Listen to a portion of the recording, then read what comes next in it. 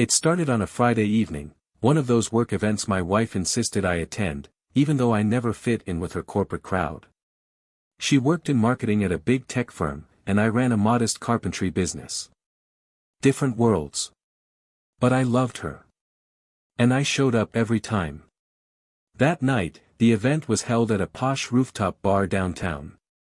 She wore a black dress I'd never seen before, stunning, sleek, and definitely chosen to impress. I walked in feeling like an outsider but trying to play the part, clean shave, pressed shirt, confident smile. Then I met him. Her boss, Greg. The kind of man who oozes power, firm handshake, tailored suit, charm dialed to 10. He put his arm around my wife's waist like it was second nature. And she didn't flinch. In fact, she laughed at every joke he made, even the ones clearly at my expense. He called me Mr. Woodchopper at one point, and everyone around us chuckled. Except me. My wife didn't defend me. She just smiled. And then came the worst part. She leaned in, loud enough for the table to hear, and said, "He's handy with tools, just not the sharpest one in the shed." Everyone laughed. My chest burned. My pride shattered. But I didn't say a word. Not yet. Because right then, I decided I wasn't going to let this slide. Not this time that I barely slept that night. My wife, Melanie, came home tipsy, humming some stupid song from the rooftop party. She didn't even notice the way I looked at her, like a stranger. She kicked off her heels, tossed her purse on the couch, and collapsed into bed like nothing had happened. I sat in the kitchen, staring at the cold cup of coffee I'd poured hours ago. I kept replaying the moment, the laughter, her smirk, the way Greg's hand lingered on her lower back. It wasn't just the humiliation. It was the betrayal. She didn't just let it happen, she helped it happen. By morning, she acted like everything was fine. Made herself a smoothie. Scrolled Instagram. "Last night was fun, huh?" she said, without even looking up. "Sure," I said, keeping my voice steady. "Greg seems close to you." She smirked. "He's powerful. He gets me. You wouldn't understand." That hit harder than she realized. Or maybe she did realize. But here's the thing. While she was too busy flirting her way up the corporate ladder, she forgot something. I may not wear a suit, but I build things, and not just with my hands. I built our home. I built her business cards when she freelanced. I even helped her boss renovate his cabin last summer. And I remembered everything I saw in that cabin. So I started making a plan. If she wanted to humiliate me in public, I was going to return the favor. But I'd do it smart. And slow. That weekend, I played the role of the quiet husband. I didn't argue. I didn't bring up the party again. I didn't even flinch when Melanie spent more time on her phone than talking to me, always smiling at texts she wouldn't let me see. She thought I was backing down. She thought I was weak. But in truth, I was gathering ammo. You see, Greg, her boss, had invited me months ago to help with the renovation of his lake cabin. He wanted to flip it for a profit, but he had no clue what he was doing. I spent 3 weekends there, alone with him, working. And I remember how careless he was. Leaving papers on counters. Taking calls on speaker. Even showing me pictures of his other life, the one his wife didn't know about. I never said a word. Until now. I went back through my texts and emails. I found every message Greg had sent me with attachments, blueprints, invoices, and even one stupid email where he bragged about taking the scenic route with a married coworker, initials are Melanie Rose. My wife. It wasn't just emotional. It was physical. And I had proof. Now, I could have blown it up right then. Sent the emails to Greg's wife, to HR, to Melanie's entire department. But that wasn't enough. She humiliated me publicly. So I waited. Greg was hosting the annual company retreat in 2 weeks, at that same lake cabin I helped rebuild. And guess who was invited to grill for the weekend? Me.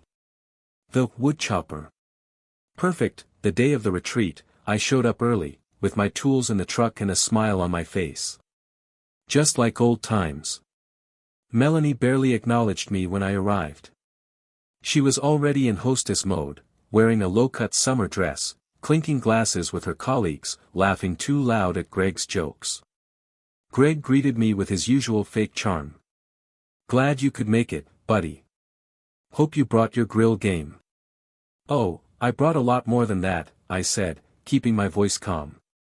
I spent the afternoon setting up the grill outside, while everyone lounged on the deck, sipping wine and trading industry gossip.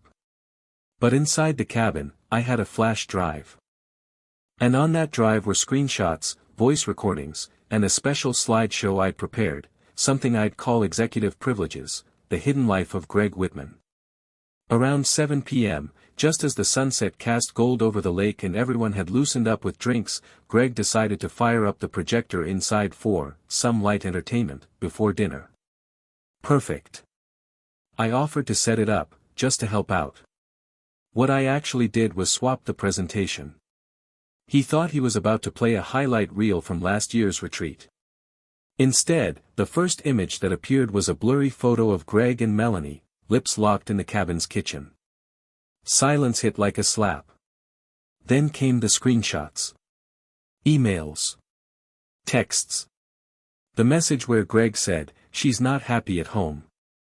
I'm just giving her what she deserves." Her coworkers gasped. Greg's face turned white. Melanie. She didn't move. Her wine glass shattered on the hardwood floor. And I just stood there, flipping burgers on the patio. Because revenge doesn't need yelling. It just needs timing. The room exploded. Gasps turned into whispers. Whispers turned into full-blown panic. One of the junior analysts rushed to shut off the projector, but the damage was done. The silence that followed was even louder than the images. Eyes turned to Greg. Then to Melanie. And then, slowly, to me. I didn't even flinch. I slid the last burger onto the tray, walked into the cabin, and placed it gently on the table like nothing had happened. Greg tried to speak. This is clearly doctored. Some kind of, don't, I said, my voice low but calm. You gave me that phone to check the cabin security camera footage. You forgot what else you left on it. Melanie stood frozen, trembling, staring at me like she'd never seen me before. Why would you do this? She finally whispered.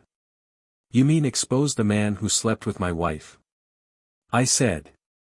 Publicly? The same way you humiliated me? No one said a word. Greg's wife wasn't there, but someone had already texted her.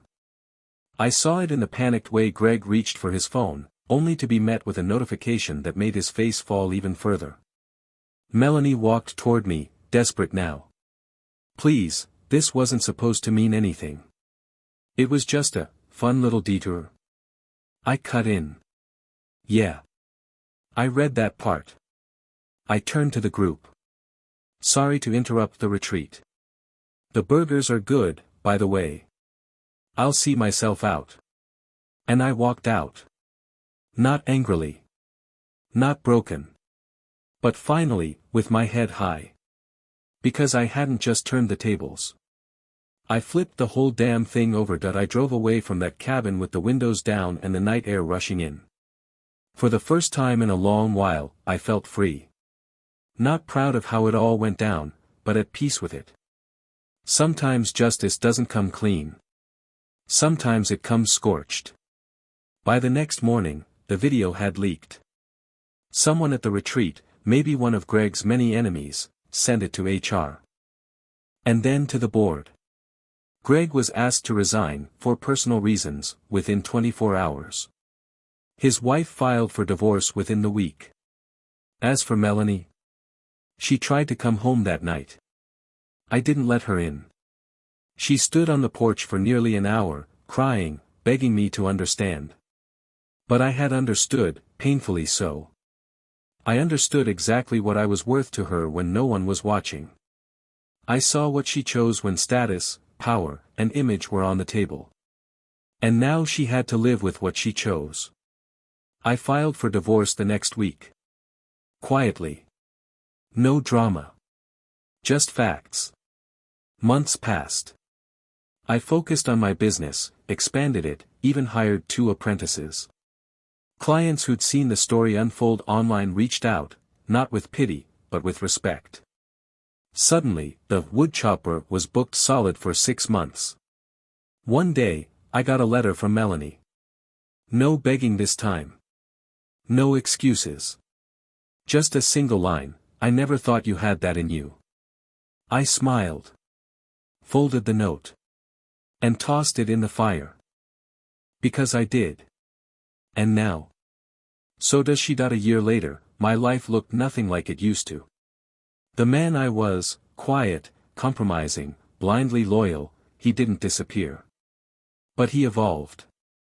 I didn't become colder, just wiser. More aware of who deserved my time, trust, and heart. I moved out of the house we once shared. Sold it, actually, and used the money to buy a fixer-upper on a quiet plot of land just outside the city.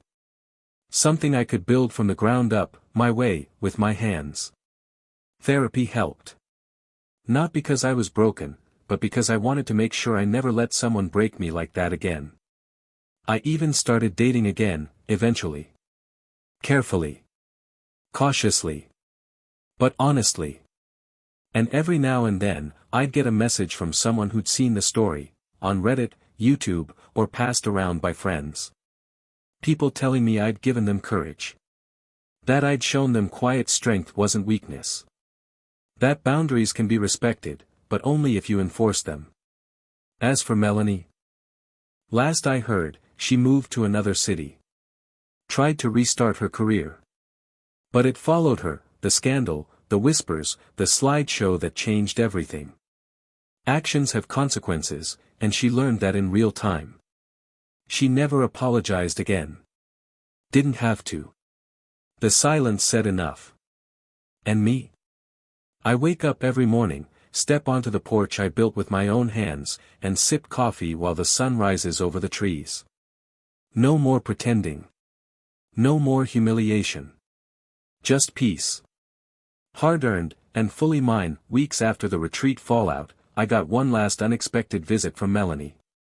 She showed up on a rainy afternoon, standing at the edge of my driveway, soaked but stubborn. I almost didn't go out. But curiosity got the better of me. She didn't say anything at first. Just stood there, shivering. "I'm not here to win you back," she finally said. "I know I can't." I stayed silent. She looked thinner. Tired.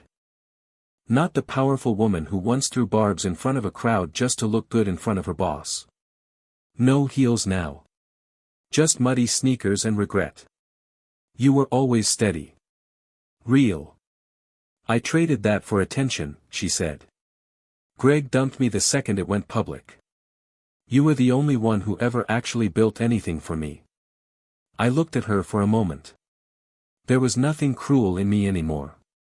Just clarity. "Then why burn it down?"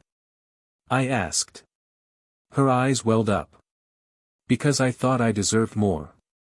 I just didn't realize what more actually looked like." She handed me a small, battered envelope. Inside was a letter, not a love letter, but an acknowledgement. Every lie. Every betrayal. She wrote it all out. And at the bottom, she'd written something that stuck with me: "You didn't lose me. I lost you, and I hope I never do that to anyone else again." I nodded, folded the paper, and said, "Goodbye, Melanie." She turned and walked away. No drama. No screaming. Just closure. And damn, it felt good. Greg Whitman had always walked like he owned the floor, smooth-talking, hand-shaking, silver-smiling executive of the year. His reputation was spotless on the surface, but behind closed doors, it was built on manipulation, flings, and the illusion of control. But when that slideshow played at the retreat, The illusion cracked, and then collapsed. By the time Greg got back to the city, the company's internal investigation had already begun. He tried to do damage control, deny the affair, blame a disgruntled contractor, me, even suggest someone had framed him. But corporate didn't buy it. Not after HR received an anonymous email from his own work laptop. With everything attached. Turns out, Greg was careless enough to sync his work accounts with a shared drive, and someone else in IT had already seen the proof. The company gave him two options: resign quietly with no severance, or face a public termination with legal action for breaching workplace ethics and using power to engage in an inappropriate relationship with a subordinate. He resigned. His wife, a real estate attorney, didn't even wait for the ink to dry. She filed for divorce that same week. Rumor was she'd already hired a private investigator before the retreat, and my slideshow just confirmed everything. Greg vanished from the corporate world after that. No new job announcements. No LinkedIn updates. Some say he moved states and opened a consulting business under a different name. Others say he's still fighting to restore his reputation. But people don't forget a fall like that. Especially when it's caught on camera. Especially when the man you mocked with cheap insults turns out to be the one holding the match. Some people think revenge is loud, a shout, a slam, a public spectacle. But real revenge? It's quiet. It's calculated. It's letting someone dig their own grave, and then handing them the mirror so they can watch themselves fall into it. I didn't destroy Greg. I didn't ruin Melanie. They did that on their own. I just gave them the screen and pressed play. Since then, I've rebuilt more than houses. I've rebuilt me. Stronger. Smarter. More careful about where I place my loyalty. More patient about where I put my love. And if you're reading this thinking, I could never do what he did, let me tell you something: you don't need to be cruel to win. You just need to be calm. Because when people show you who they really are, believe them. And when they laugh at your silence, let them. Because silence isn't weakness. Sometimes, it's just the sound of a plan falling perfectly into place. Months turned into a year. People stopped whispering. The gossip died down. But something stayed, a kind of aura that followed me. Not fear. Not fame. Just respect. The kind you earn, not demand. I never shared the full story online. Never posted the video. Never chased attention. But the people who needed to know, they knew. I built something new, not just a business, not just a life, but standards. I didn't let anyone walk through my door who couldn't carry honesty with them. I learned how to spot the fake smiles, the flattery, the quiet red flags. And most importantly, I forgave. Not for them. But for me. Because holding on to the past is like drinking poison and expecting the other person to get sick. I let go of the anger. But I kept the lesson. Melanie and I never spoke again after that last visit. Greg became just another name, another cautionary tale buried behind headlines and HR files. And me? I'm still here. Still quiet. Still building. But now, every nail I drive, every wall I raise, every home I finish, I do it knowing one thing for sure: I'll never let anyone dismantle me again.